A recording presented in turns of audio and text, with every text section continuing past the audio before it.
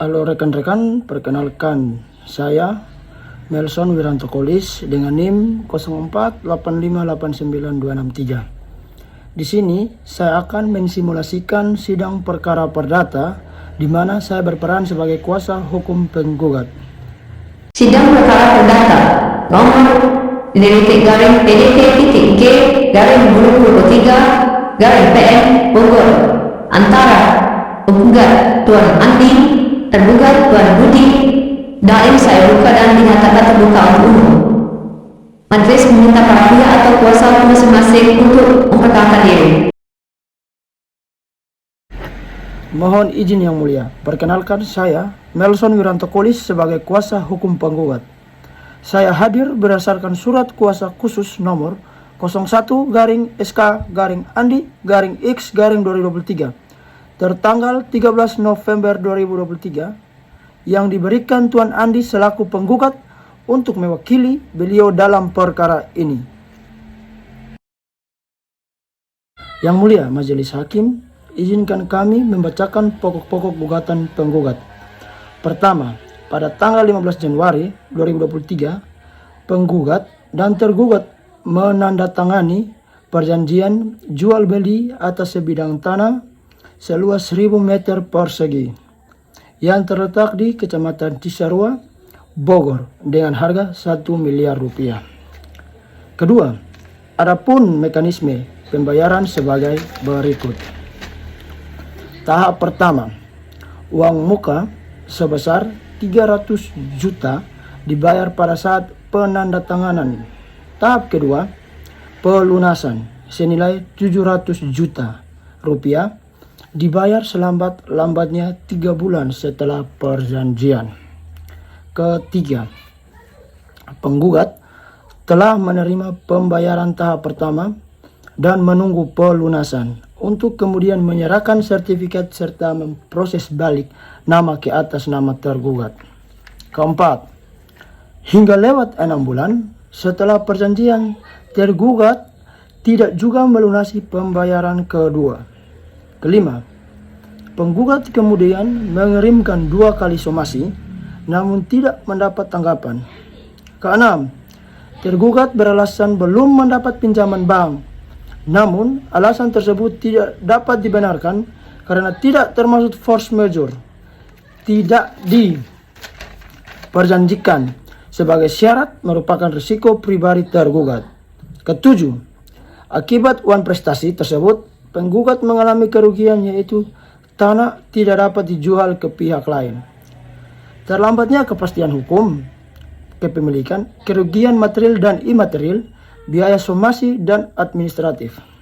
Kedelapan, perbuatan tergugat memenuhi unsur uang prestasi sebagaimana diatur dalam pasal 1239 KUH Perdata, kewajibannya tidak dipenuhi.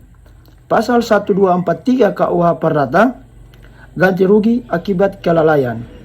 Pasal 1338 KUH Perdata, perjanjian mengikat sebagai undang-undang.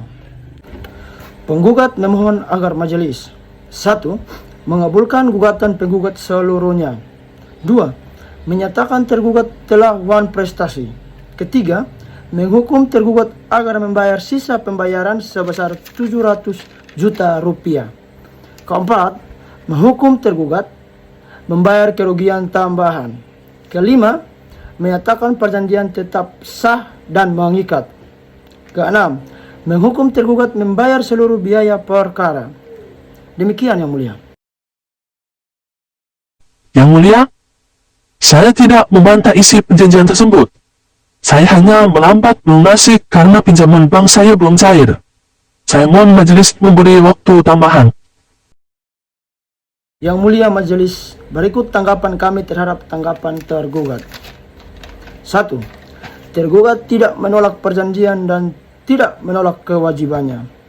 2. Namun alasan keterlambatan pencairan bank bukan alasan yang sah secara hukum. Ketiga, risiko pembiayaan merupakan risiko pribadi debitur. Keempat, penggugat telah memberi toleransi waktu lebih dari 6 bulan, melebihi batas perjanjian. Kelima, penggugat bertindak dengan itikat baik. Keenam, oleh karena itu, tidak ada alasan bagi tergugat untuk menghindari tanggung jawab kami tetap pada gugatan semula. Kami tetap pada jawaban semula, Yang Mulia. Yang Mulia, penggugat mengajukan alat bukti surat sebagai berikut. P1. Perjanjian jual beli tanah pada 15 Januari 2023. P2.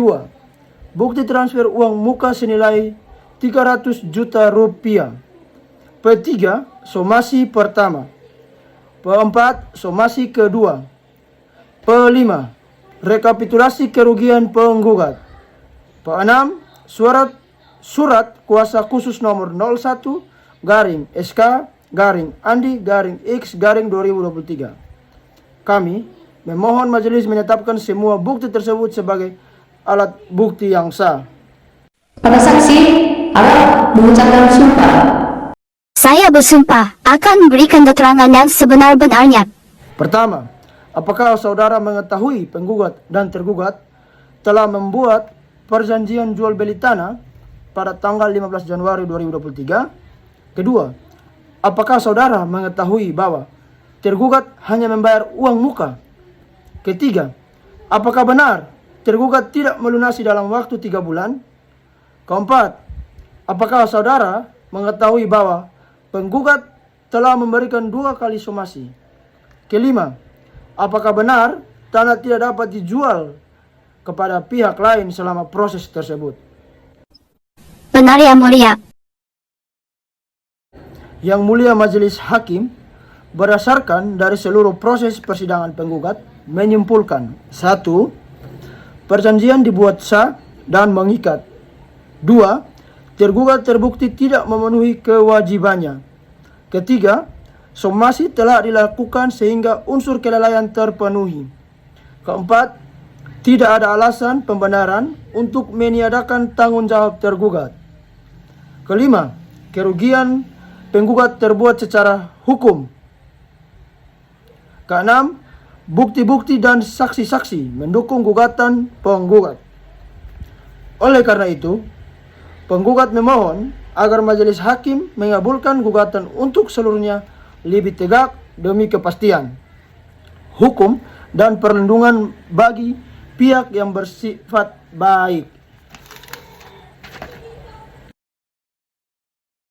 Baik, sidang perkara ini dinyatakan selesai untuk hari ini. Putusan akan dibacakan pada waktu yang ditentukan.